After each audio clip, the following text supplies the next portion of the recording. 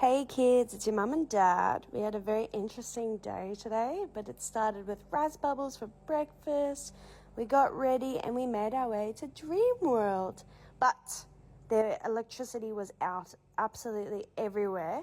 But thankfully, Starbucks still had electricity. So we got some Starbucks, just chilled in the car because it was very, very hot.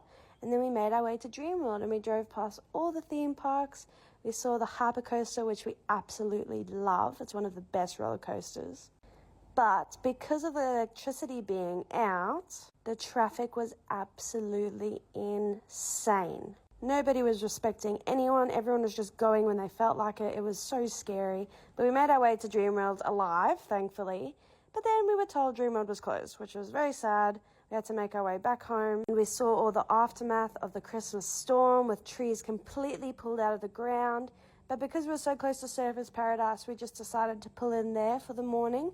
But that means we had to go past Harbour Town on Boxing Day, which was not a good idea because we had to stay in traffic for 2 hours. But we eventually made it to Surfers Paradise and we had Macca's for lunch. We both decided to try the chicken Big Mac and it was delicious.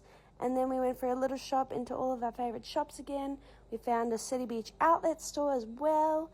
And then we made our way to the car. And Gus always opens the door for me, which is so beautiful. It makes me so happy. And then we made our way back home. But because it was so hot, we decided that we were going to go to the Cougar Cascades again. Thankfully, the road to the Cougar Cascades wasn't too damaged, so we were still able to make it. We saw peacocks and ponies and lizards. And once we finally got to the Cougar Cascades, it was absolutely packed. It was insane how many people were there compared to the last time we were there. There were also a lot of bugs in the water, which I didn't see last time, so I decided not to swim, but Gus was hot, so he decided to lay in the little mini waterfall. But then Gus decided he wanted to swim in a little bit of a deeper pool, so we made our way to another waterfall, started swimming around, and then this guy started pointing to this area right next to me, and I turned around, and what do I see? An eel! Gus was swimming in the same water as an eel. The other day, I was swimming in the same water as an eel, and we didn't know. That is absolutely disgusting.